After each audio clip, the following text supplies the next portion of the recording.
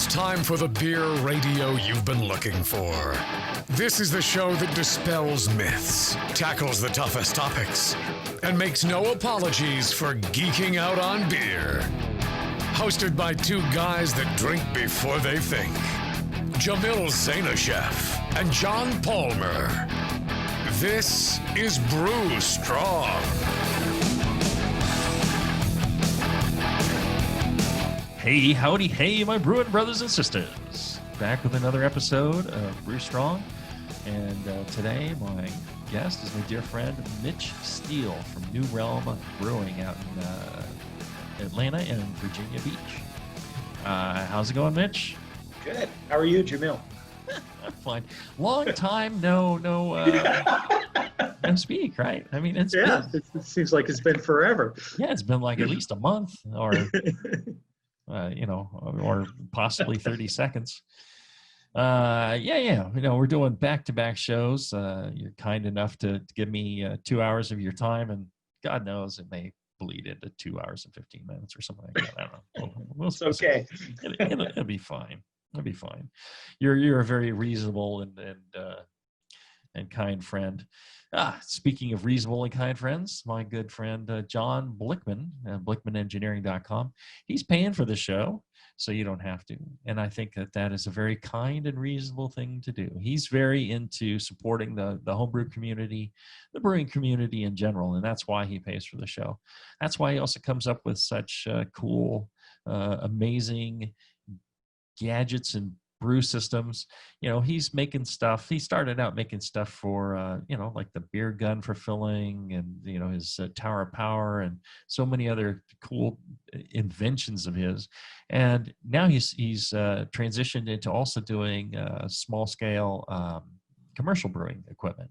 So if you want to brew 5 barrels, 10 barrels, if you want to open your brewery, check out Blickman Engineering for that as well. BlickmanEngineering.com. And if you have time, do me a favor, send John at Blickman Engineering an email telling me you appreciate that he pays for the show. Feedback at BlickmanEngineering.com, and that'll go straight to him. And he does appreciate it. That's why he's paid for the show for 12 years, 13 years. It's a long time to be sponsoring a show. It's very kind of him. All right. Last show we were talking about hops when we ended, and I told my weird collaboration story with Fuller's, which was fun. Yeah, great story. And all right. Let's see. We were talking about now I've completely lost what we're talking about. We were talking about hops, and one of the things I want to ask, have you changed the amount of hops that you use now? Yeah.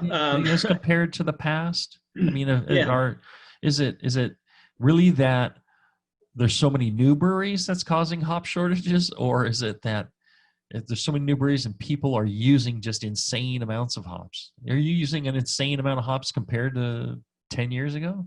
No, but we're using more. We're not in, I wouldn't rank us in the insane category because otherwise I would probably get fired for making beer that loses money every drop we sell. No, but, seriously, I think, over the time that I've been brewing hoppy beers after I left Anheuser-Busch, dry hopping rates have increased across the board pretty substantially, in 15, let's see, how long have I been? Yeah, it's been about 15 years. And I remember, kind of in my last few years at Stone, I was talking with a lot of the newer brewers in Southern California and people like Julian Schrago and some of the other really good hoppy beer brewers. And they're like, yeah, I don't dry hop with anything less than 2 pounds per barrel. And I'm such a brewing dinosaur. I remember when a 1/4 pound per barrel seemed like a lot of dry hops, But, our beers, our IPAs are all at least 2 pounds per barrel in the dry hop. And, it's interesting to look at the Brewers Association statistics, that they get feedback from member breweries across the country. And the hop usage per barrel has been going up steadily for years. And I believe right now the average from the feedback they get is about 1.8 pounds per barrel, Mm-hmm. which is a And that lot. includes all styles. Yeah, all styles. Yeah, I mean, Yeah. it could be Berliner Weisses or light lagers or whatever, and so it's just a testament to how people are using a lot more hops. And certainly over the years I've increased the whirlpool dry hopping that I've done and reduced the bittering hopping. Mm-hmm. That's been a real significant change. I ended up buying when we started, thinking I was going to brew beers like I brewed at Stone, and buying a whole bunch of Warrior hops and contracting them. And I'm sitting on, a lot right now, just because the beers we're brewing are not heavily bitter hopped as I anticipated. So, yeah. So if anybody needs any Warrior hops, hit me up. But we probably would have been a customer for that, but we just recently switched to Fato.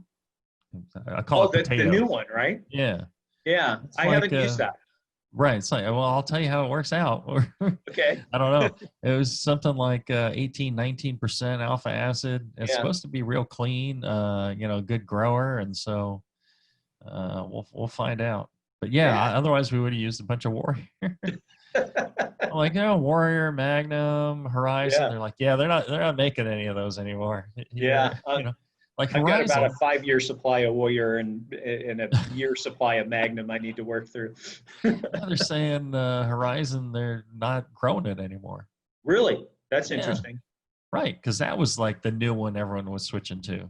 Yeah. So now it's the Fato or potato or whatever. We'll see what happens with that. Well, and speaking about hop amounts, I read another article somewhere about kind of like the limit to hops, and kind of the point of diminishing returns, and it was not as high as I would have thought it was. Do you see anything like that about diminishing returns? I should have made some notes on this, but I didn't think we'd talk about it. Yeah, definitely. I mean, I think, once you get past, if you're talking bittering hops, there's obviously a limit as to how much, how many parts per million or bitterness, you can get in a wort. I mean, there's a solubility equation there, so really, it depends on your original gravity. As your original gravity goes up, you can get more to solubilize in the boil, but there's a limit. It's probably around 120 IBUs in wort. And then, of course, you're going to drop 35% of that during fermentation as the pH drops. But, with dry hopping, definitely, you get a point where you're just not really extracting oils. You might be extracting vegetative character, from the leaves, but. And they talk about the oils rebinding with the hop matter. Yeah. If you have too much. And I know a lot of the oils bind with yeast. And so that's something to keep in mind too. But yeah, it's interesting. I tend to not want to have a beer that's got what, people are calling the hop burn, which to me is overusing dry hops. It's just hard to drink. I can't drink those. It really just, that's a painful experience that I skip. Yeah. I don't like it either. Yeah. Well, and so Jay was asking, do you have any thoughts on Mandarina Bavaria? Yeah. I've used a lot of Mandarina Bavaria over the years. When we reformulated Stone Pale Ale, that was, kind of an iconic beer for Stone, and to reformulate it, I was really pushing back on even doing it. And, and it's like, this is a great beer. Why would we fuck with it? Sorry. And Steve Wagner actually pulled me aside and he said, you got to lose the emotional attachment. And he goes, this was my beer and I don't care. We got to do something because the sales are dropping like a rock. I said, all right, okay, point taken. And so we played around with a whole bunch of different variations on Stone Pale Ale, and nothing really hit. And we did a beer, and most of this was driven by Steve Gonzalez, who worked for me at the time, and he was kind of in charge of pilot brewing and barrel aging at Stone when I was there. and he wanted to brew a beer with Mandarina Bavaria, and he brewed this kind of German flavored pale ale. Mm. And it had a lot of Mandarina Bavaria in it. And it was a great beer. It was called Stone Pale Ale 0.1 or 0.2 or something like that. And it didn't do anything sales wise, just because people don't buy pale ale anymore. But Mm-hmm. it was a wonderful beer. And I played around with Mandarina Bavaria at New Realm a little bit. I've got a fair amount of them that I'm trying to find a home for. But it's a nice kind of blend of German noble and citrus, and Mm-hmm. I like that. Yeah. It's a pleasant hop. I don't know, how well it works in today's, juicy, hazy world, or, Yeah, and there's still a place for, the more bitter, dry, West Coast IPAs as well. And Mandarina Bavaria, I think it's more appropriate, like you're saying, maybe in some lager or, a pale ale. I don't know if it's really punchy enough to carry off most of the IPA desires that people have. yeah, I don't think it is. To me, I'm kind of looking at trying to come up with a hoppy lager that we can feature it in. Mm-hmm. But that's lagers are a tough sell too. So Yeah. yeah. Yeah, everybody asks for them, and then it's just they don't sell that much comparatively. Unless you can call it an IPA. I'm not sure how well it'll sell. Let's do this. Let's take a real quick break. If you're listening live, it's just merely seconds. If you're listening on podcast, enjoy the advertisers. We'll be back right after this. All right, we're back. We're talking hops with my good friend Mitch Steele from New Realm Brewing. We were talking about what about types of hops? So not necessarily the strains, because we talked about that kind of in the last show. But what about the format of hops? Extracts. You mentioned the Incognito from Haas, the Whirlpool edition. Yeah. Have you tried, like oh boy, what do they call them? I'm losing my mind here. Some of the other extracts where it's mainly just lupulin powder, where they do the cryo. The cryo hops and some of the and everybody's the coming up hop with new hash names. and that kind of thing. Hop hash, yeah. What types have really excited you? What other stuff have you tried? Well, I mean, we did some playing around with with cryo hops. We haven't really pulled the trigger because I didn't think we got the bang for the buck. They charge double the price for them and say you only need to use half as much. Well, we found out, through some trials that we probably we could cut back from using the amount we'd use if we were using pellets, but it wasn't 50%. And the flavor was a little bit different, so we just kind of moved on from those. We've done some work with hop oils, the steam distilled hop oils, and those have been a lot of fun. Again, they're going to taste different than a pellet hop, so you gotta approach it carefully, and you can't just make a one-for-one substitution. You're going to get different flavors, but we've had fun with the hop oils, and we do our own version of a triple IPA. It's called Radagast IPA, and we've brewed it 3 times now, and we use a hop oil as well as regular type 90 pellets in the dry hop. And, it's really nice. And the hop character sticks around from the oils for a long time. Mm. So the shelf life on it is great. And we've had a lot of fun with that. The Incognito product from Haas is really interesting. And I think they're doing Mosaic and Citra and Sabro and maybe something else.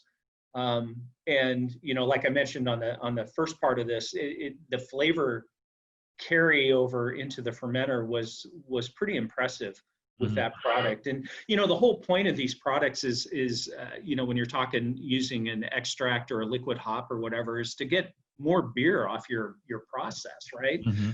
And increase your yield and decrease your losses due to hop material soaking up all your wort or your beer. And they do work for that, definitely. You just have to approach the flavor side of it with some caution, because it's going to be different. Yeah, I've tried a number of those hop oil extracts, and some of them, when especially when they're steam distilled, there's such a wild difference between some versus another that I taste some and I'm thinking this is just like water. I would I would have to throw in, 100 barrels of this stuff to get any flavor. I'm always, it's kept me from really pulling the trigger on using any at all because I'm just Yeah. concerned. There's another place that was, I think they're out of Colorado, that you ship them your hops and then they charge you like, I don't know what it is, like a $1,600 processing of like per pallet or whatever it was into this oil, and the oil tasted fabulous. Yeah. But they didn't have any hop contracts. They didn't supply any hops. They would just process your hops for you and send you the oil. And the Okay. oil was amazing, the most, intense and clean, true hop character oils I've ever come across. But, the price is pretty high and I'm not sure, exactly how we use it. But yeah, this is another odd one. But we've tried a number of things. Yeah, I mean, it's fun, and that's the fun part of brewing, is trying these things and seeing how they work. But there's Mm-hmm. you have a financial responsibility to the business as well, and if you're spending buku dollars on creating a hop oil, Right. you may not be gaining that much from doing it, right? Yeah. Well, everybody tells you you're gonna gain this or gain that, and that's how you're gonna make more money off of whatever. I'm like, as long as if the beer turns out better, I'm in. Yeah. But I can't save money and ruin the beer either. No, that's never an option, at least for most brewers. Well, and what about going to a different type designation of hops, like 90 to 45? I mean, with that, is there a cost difference in that? Is there a gain in that? Again, the trials that we did some trials again at Stone, when I had a staff that could actually run these things. Mm-hmm. And we brought in a bunch of type 45 pellets, and there was one supplier, and I can't remember who it was doing some sort of modified or enhanced type 45 pellet that they wanted us to check out. And so we did some dry hop trials with those versus regular type 90, same Mm-hmm. variety, and they were good. They were really good, but they were different. And Mm-hmm. that's the biggest thing is when we're talking an established brand, we're not going to make a wholesale change like that and change the flavor of the beer. Right. Yeah. So. Well, and so many of these things that are supposed to recover you more beer and make your beer more profitable. Like a centrifuge. So we have a centrifuge and we use it, but I don't think we actually net any more beer than if we didn't use it. I don't think, the reason we use it is really to chase the yeast out, and make sure that we're not shipping something with a bunch of yeast. So it's especially handy on we used to be able to get brilliantly clear beer with no centrifuge, no filter. We've never filtered. And I think before we even had the centrifuge, I swear you were here and you looked at the beer and you go like, and you don't centrifuge or filter at all. And you were kind of surprised how brilliantly clear the beer was. It's like, that's how we do it. And so we were fine on that aspect. But when you do something like a hazy beer, it's really hard to tell what your cell count is in a hazy beer when you have good, protein, tannin, haze. Yeah. So we centrifuge it to just chase the yeast out, so we're not sending out a yeast slug. Yeah. The beer's plenty hazy without it. So it's important in those aspects, but I don't think we're recovering anything. I think we spend a bunch of time and money on parts and everything else, and we get pretty much the same amount of beer out of it. This is the idea that you can process a whole bunch of hops and yeast through it. Yeah. It doesn't work on the one we have. That never worked for us either. When I got to Stone, we were filtering everything, right? And the filter runs could be great and or they could take 3 days, because we weren't doing any sort of biofine or anything like that. So sometimes, if we were processing a tank that hadn't been chilled that long, it just was a terrible filtration process. And, that presents its own risks to the quality of the beer. So we ended up researching a centrifuge. We got a test centrifuge in and did some trials on it. And then we pulled the trigger and got a nice Westphalia centrifuge. And we did see an increase in yield on non-dry hop beers. So beers, like Stone Pale Ale and Stone Smoked Porter and some of those beers, we saw a pretty significant increase coming off the fermenter, but dry hop beers, we didn't see any. It's just, it made them easier to filter though. Right. And now at New Realm, we centrifuge almost everything, but we don't filter at all. And we're getting clarity that I really appreciate. I really like the clarity that we're getting.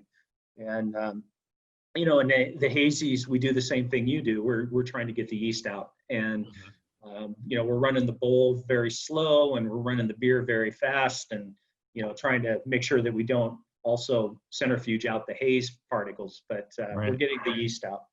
Yeah. Yeah, it took us a while to get beer that we could centrifuge and not strip out the haze. We've got our haze it is solid as a rock now. Nice. And we were talking about this last show about it's a combination of water, it's a combination of hops, the type of hops, the yeast. I mean, just so many different things. It's tough to actually perfect it, but it just takes work like anything. Learning. I remember the Craft Brewers Conference a couple of years ago. I was standing with a group of kind of old school brewers, like me. And, somebody asked me if we were doing hazies. I said, yeah, we've got a beer that tastes great. I'm struggling with getting a stable haze or a consistent haze. And everybody busted out laughing because everybody was dealing with that exact same situation. Right. After all these years of learning how to make crystal clear beer, right. All of a sudden we're trying to do the opposite. It's like, okay. Yeah. It's like we have to relearn. Yeah. Yeah. It's crazy. Let's do this. Let's take a short break. It's only seconds if you're listening live. And when we come back, we're going to talk a bit more hops, and then we're going to move on to yeast and fermentation. We'll be back right after this. All right, we're back with my good friend Mitch Steele from New Realm Brewing, and we're talking hops. And one of the things I wanted to ask you about your thoughts on biotransformation. That's a kind of a big one in everybody's discussion list now. Yeah, it sure is. I find the biochemistry behind all this very fascinating. And I think when we were just starting to brew hazy beers, and I'll never forget when we did our first mid-fermentation dry hop, and we do aroma tests on all of our fermenters every day in our sensory program, and just monitoring how much juice character was forming over the subsequent days of fermentation was pretty incredible. It really made an impact on me and my understanding of this whole process. It's something that a lot of people are studying, and a lot of people are doing a lot of research on, and I do think it's fascinating. I know there was a gentleman from Steiner that did a really great paper on biotransformation, and Oregon State University's done a lot of good work on it. And, there's a lot of different compounds in hops, and some of them contribute more to this than others. And, if you start talking terpenes versus glycosides versus sulfur thiol compounds, all that kind of stuff. And I'm going to admit, I don't have a great handle on all that. I just know that there's a lot of things that can contribute to it. And certain varieties are much better at it than others. Right. So, when we first started making hazies, I did some side-by-side tests, triangle tests of beers made with dry hopping during active fermentation dry hopping just at the end of fermentation, dry hopping at the beginning of fermentation, and what I found is most people did not like the beers that were hopped during fermentation. They liked them all post fermentation because we were starting to get this kind of bitter, grassy character that was too strong from fermentation. And I assume that's related to over extraction of kind of the green compounds because it's tumbling around and circulating in there. It's like recirculating after fermentation. You know, you can recirculate too long and really over extract. And so I thought it was related to that. But I do believe in that biotransformation exists and happens. But my thought was, and I haven't gotten an answer from anybody really on this yet, is if biotransformation, mainly let's talk about linalool and geraniol. If these two compounds are the key to biotransformation, well then why can you not add it during the whirlpool? It'll survive the whirlpool for sure, right? Yeah. You lower your temperature a little bit and then extract it in the whirlpool, leave the green material behind, and then it's in the fermentation from the beginning of fermentation. If it's going to biotransform, why would that not biotransform? So just add it during the whirlpool. Doesn't that make sense?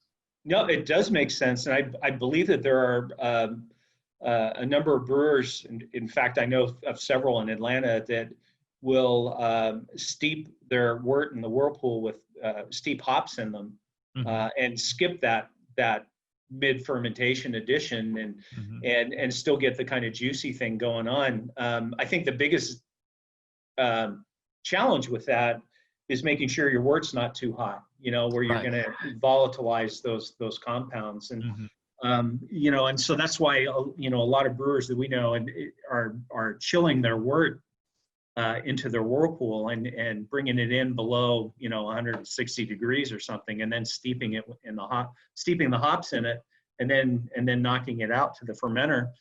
And I think there's some validity to that. I haven't had a chance to experience it yet because our breweries can't do that. But I saw a thing also saying that the temperature that those compounds will survive at is actually quite high. Yeah. I'm like, okay, it must be possible. The only other thing I could think of is like, well, possibly, in the new pitch, maybe it ends up coating the yeast before the yeast can really biotransform it. Somehow it becomes bound up somewhere. But I don't think that's true because, I've seen measurements of linalool and geraniol in worts, throughout fermentation, and it doesn't seem like that's the case. I think what's happening, so I think that's the way to go. I'm not sure. Yeah. So I haven't been hopping during fermentation at all, and I think one of the key things is also the yeast that you use. Some of these yeasts are far more active in biotransformation, and some aren't at all. And so I think there's a lot of different information out there. People saying, "Oh, this works," that doesn't, or it didn't work for them. Oh, that doesn't work.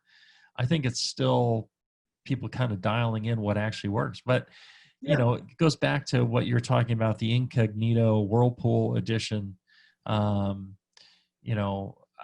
would imagine that could have a huge impact on something like this.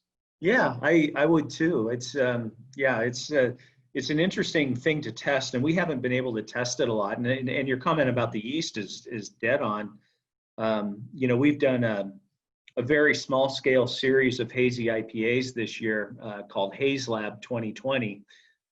If you're old like me, you remember the old cartoon C Lab 2020. That's where the name came from. But you're just so old.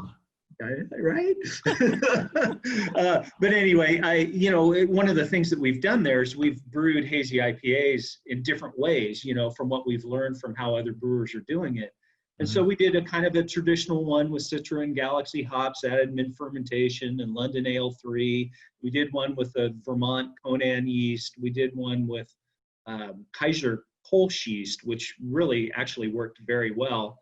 And then this latest one that we're doing, we're using a dry London Ale 3, which is the first time we've used a dry yeast in this beer, and we're trying to see if that might work better for us. But yeah, it's we've definitely seen some differences with the yeast and its ability to biotransform, and we've kind of settled on London Ale 3 for our core hazy IPA, but we play around with other yeast strains as well. Yeah, but one of the other things that we did was I just decided to throw in a box of Cascade in the whirlpool.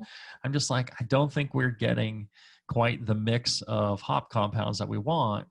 And Okay. I'm like, box of Cascade. It definitely added to the overall fruity juiciness. Not okay. like regular Cascade, it added this, it became even more tropical.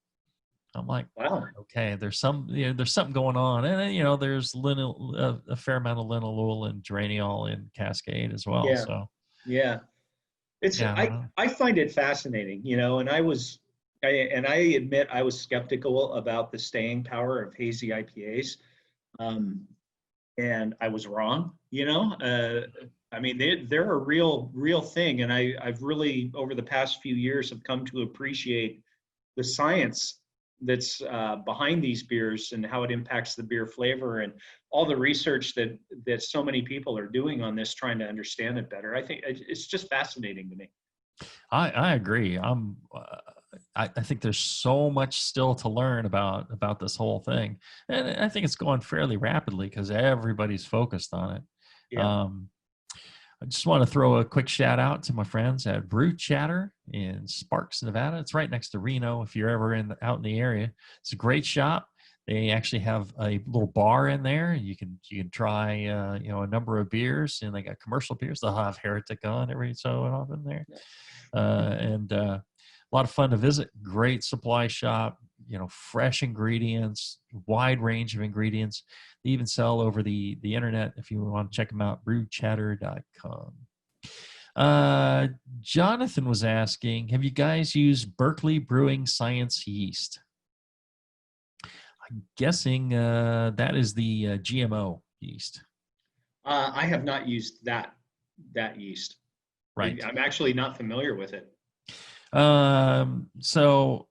Actually, one of our brewers now is the brewer over there.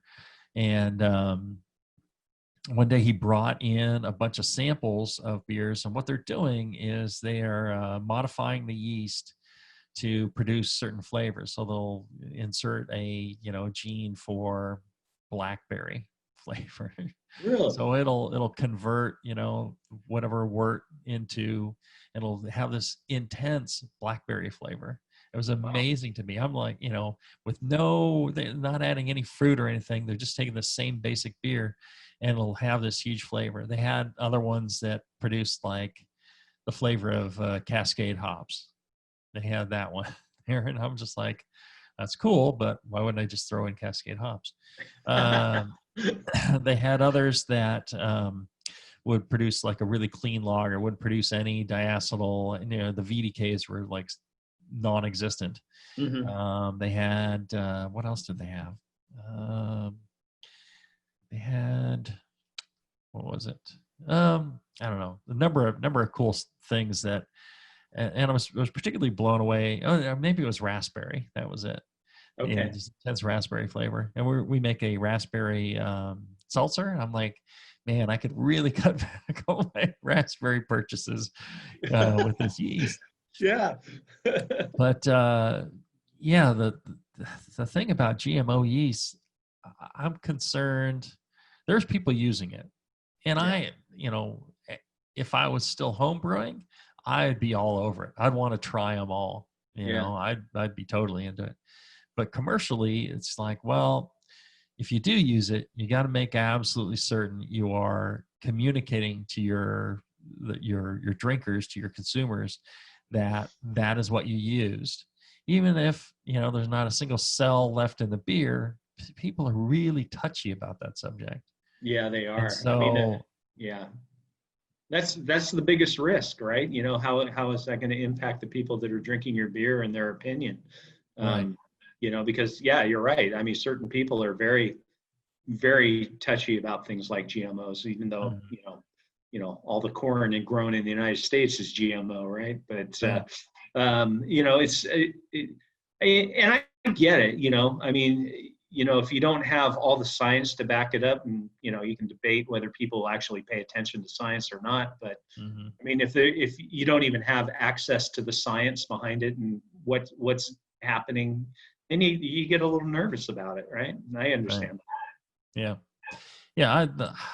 I think that the potential for that product, for those genetically modified yeasts, um, really is, huge. I think that Yeah. there's, a possibility of, if you want I think they also had a tropical fruity one. If you Okay. want, a hazy juicy beer, well, they can crank it out.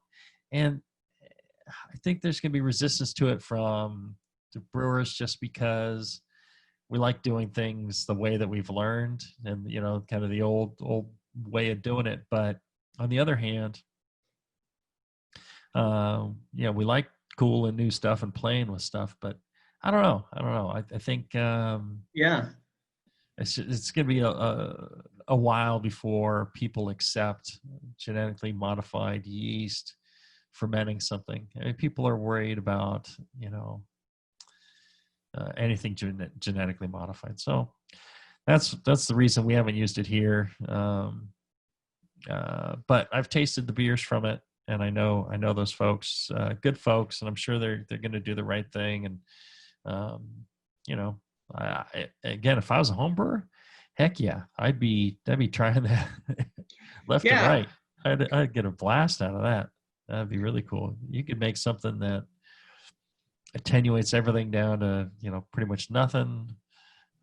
Produces all sorts of different flavors. I'm sure it could do colors and everything else. No Well, limit to it. we've done some work with the Lalaman sour VCA, Mhm.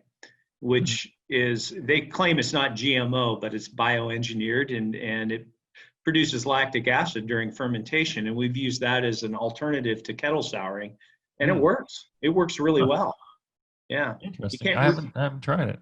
Yeah, I recommend giving it a shot and checking it out. It produces a very clean sour. It's a little more intense than what we were getting off our kettle sours, but Hmm.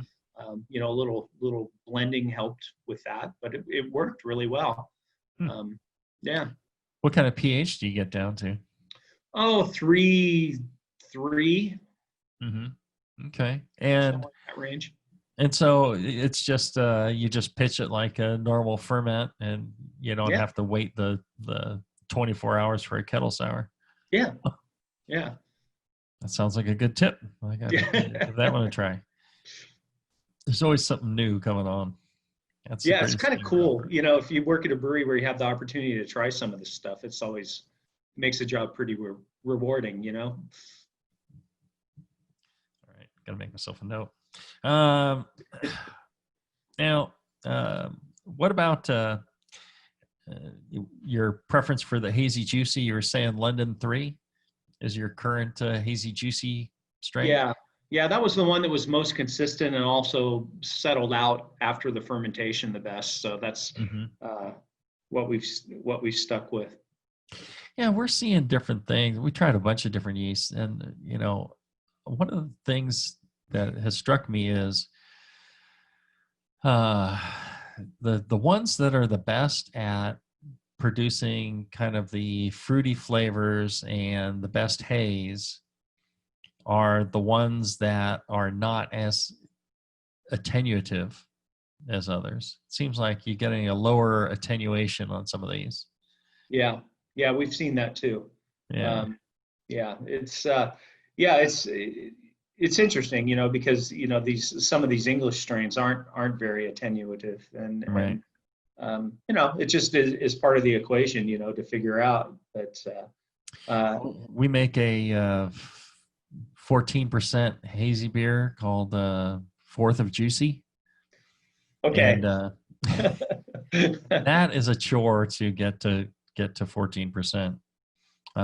So we'll start with a hazy yeast, and then we'll add some 001 as well, and then Okay. it's a cat and mouse game of dosing exactly with the right sugar and the right nutrients to get yourself up to 14.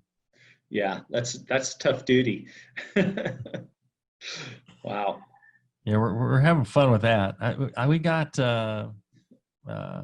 001 to go to 16.5%. Really? Yeah. Impressive. Yeah. Wow. We called that one amnesia juice. Great name.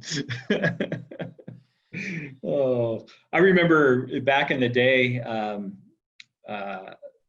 Rip Current Brewing down in Southern California did a quadruple IPA, and it was like 16%. Mm-hmm. And I was talking with Paul Sangster about it, who runs the brewing there, and he goes, "Yeah, it was really fun and really challenging, and we're never going to do it again." I'm like, "Yeah, okay, I get it." Well, I'll have to send you. I've got some spreadsheets on the solubility of dextrose that we worked out. Oh, So really? temperatures and solubility and the volume change and how it changes your ABV, your potential ABV. Really? Because the problem for most people is you can't add a high enough concentration sugar. I mean, you could add the sugar by itself, right? But none of us wants to add dry dextrose into our beers because it's full of bacteria. Yeah. So what we want to do is pasteurize it in water. But if you add water to your beer, you're going to have trouble getting your gravity up to increase your ABV. And so we worked out, we did some lab work and worked out essentially a spreadsheet that'll give us the numbers for getting whatever ABV you want. It'll tell you the temperature change in your beer, a bunch of stuff. I'll have to send it to you. I think you'll get a kick out of it. Yeah. When we do our collab, we can go, let's do a 20%er. Come on. Yeah, why not? You only have to sell 20 barrels. It's fine. Yeah, Tyler would love that. He's our head brewer in Atlanta. He's a good brewer. He likes doing stuff like that. Cool. All right. What's your yeast preference on lagers? When we started up, we were trialing 3470, which is the Weihenstephan yeast, and then we were also looking at the Augustiner strain. We wanted a pretty authentic German lager yeast, and we ended up settling on 3470. Mostly because it didn't throw as much sulfur as the Augustiner strain did. We've been doing some beers with a Mexican lager yeast, and we like those for something that's not supposed to be, German style lager. But yeah, those are the ones that we've kind of used.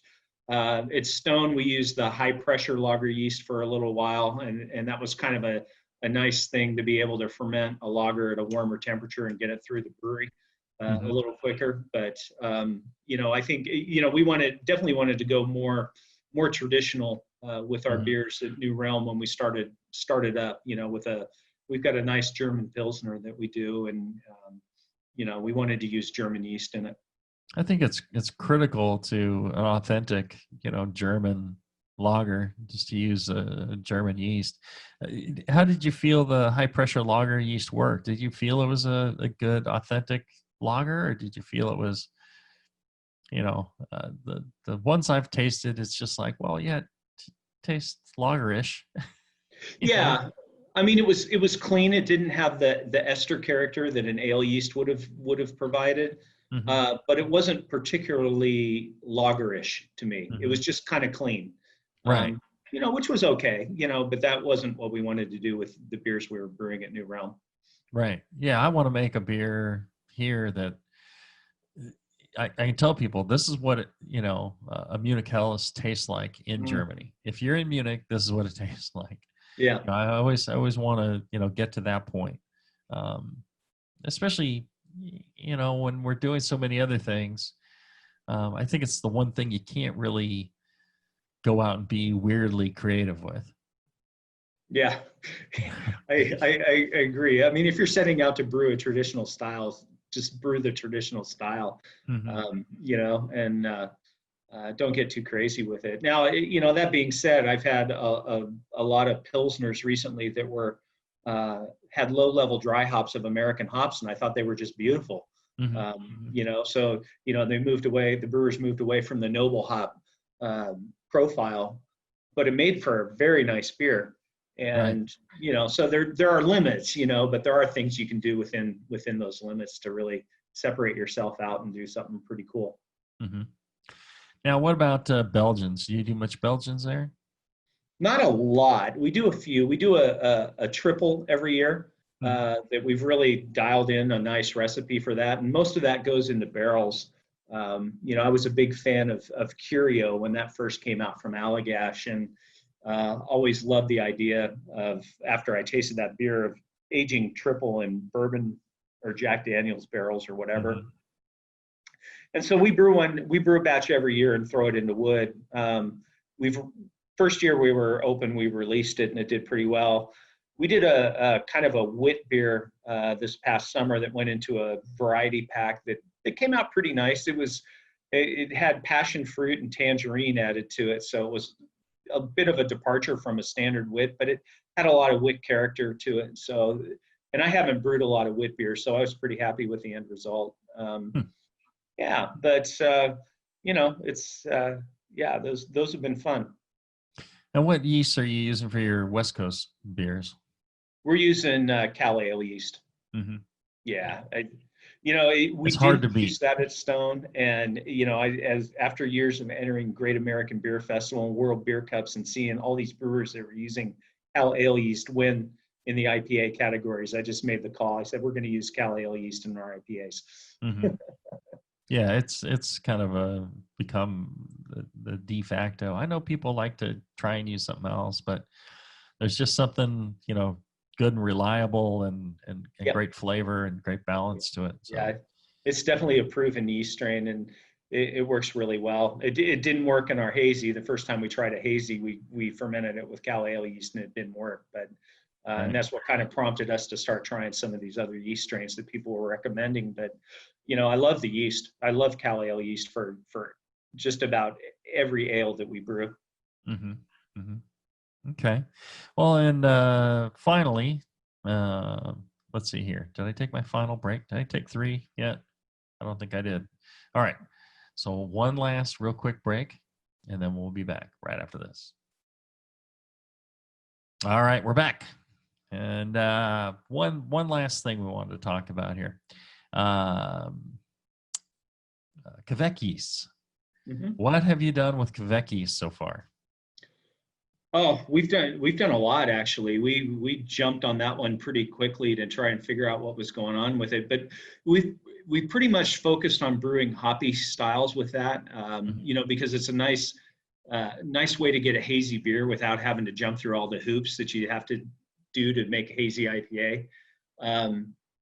And you get a lot of tropical fruit from the yeast. And Tyler, our head brewer in Atlanta, has really done a lot of work with a couple of different strains. We've used the Voss strain and we've used the Harnendal strain, and kind of settled on Harnendal for hoppy beers. And we don't let it go up, to 95, 98 degrees. We cap it at about 85 because our feeling was that we were losing some hop character when it got that hot, that maybe it was volatilizing off or doing something, but we were getting better hop character with a slightly lower fermentation temperature than what people, say to do with that yeast. But it's been pretty good. We did a beer just recently called T-Flex Double IPA that was fermented with Harnendal.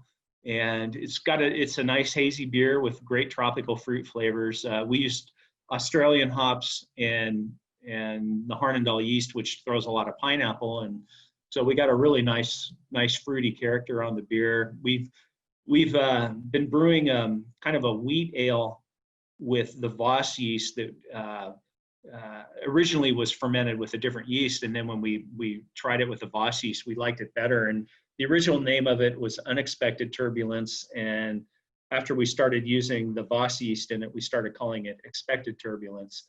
And that was a regular for about a year in our pub, but it never really got a stronghold. And we've done some similar beers to that for special releases. You know, we did a charity beer for a guy who started a program called Bottle Share in Atlanta. And we did a beer with I think it was Harnendal on that one, but it was, you know, like a 4.5% pale ale that was hazy and really fruity and went over really well. Randy was saying he just drank T-Flex last night. He says, fantastic beer. Rivals Treehouse beers. Really? Well, that's quite a compliment. It's Randy. Thank you. Randy's not your son, is he? No. Your father? No.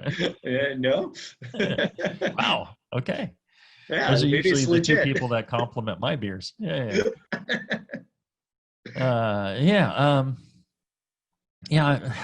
One of the things that I'm not sure of is people saying that the Quebec yeast, some of the strains will ferment over 100 degrees. Up to I saw somebody say, oh, they fermented at 109. Really? And I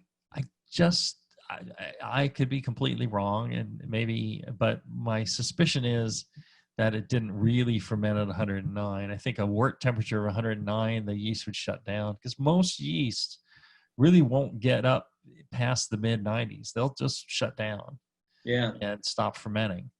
I imagine if the room temperature gets to 109, you know, perhaps, you know, and the wort is at 90, it's raging away and it's done before the whole thing gets 109. That I see. But yeah. Have you tried anything that hot? No. When we have lab time, I'm going to have them test out. I'm having them grow up Tasty dropped off like 5 different strains from that he collected in Norway, or somebody in Norway gave him. Okay. And so we're going to regrow those again, and I'm going to test to see if any of them will actually ferment at 109 degrees, because Interesting. Even over 100, because I think I don't know. I'm kind of questioning it, but I'd like to find out. Yeah, it'd be very interesting. I think I kind of am aligned with you on this one. That scares me. I just can't see it really working, but you know, we could be wrong. Well, and I imagine, you know, they could, you know, Berkeley Brewing Science could GMO yeast to work at 130. Yeah. But yeah, you know, it starts getting a little too hot for them. I think that they shut down, but I'd be curious to find out. And I'd be curious to find out how that affects their flavor. People are like, oh, perfectly clean, and, you know, clean ale yeast. I'm like, at 70, it's not a clean ale yeast.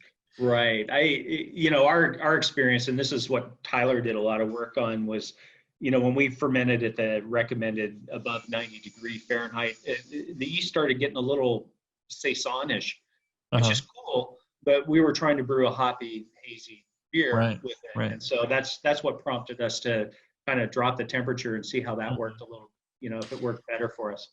Yeah, because, you know, none of them are, you know, as clean as, say, you know, an 001. Yeah. Yeah, not even close. I mean, they throw a lot of fruit and a lot of character. Mm-hmm. Yeah, and some of them I think are closer to like a Hefeweizen strain, or, you know, a traditional German Hefeweizen strain, or Saison, or, you know. Yeah. But you know, interesting yeast, a lot of fun. They got character. I think that's an important aspect of it. Yeah, I think it's fascinating. You know, I just love that kind of stuff, and trying it and figuring out what works for our beers. And you know, if we could find a larger audience for some of these things, I'd be very happy. But you know, in the meantime, we'll brew a 20-barrel batch and serve it in our restaurants and get some feedback. And right. Well, there you go. Works for us, you know. All right. Thanks, Mitch, for spending the last 2 hours together, and it's really good to see you. And I hope to see you in person as soon as this pandemic thing is over. Me too. Yeah, thank you for having me. It's always great to talk to you, and this was a ton of fun. Yeah. All right. Thanks to our great sponsors, especially Blickman Engineering. They've been sponsoring this show for coming up on a decade and a half. So make sure you check out their website, blickmanengineering.com. And if you got a chance, drag yourself over to Brew Chatter and say hello to those folks in Sparks. Wonderful folks, and they've come on as new sponsors. Until then, everybody, brew strong.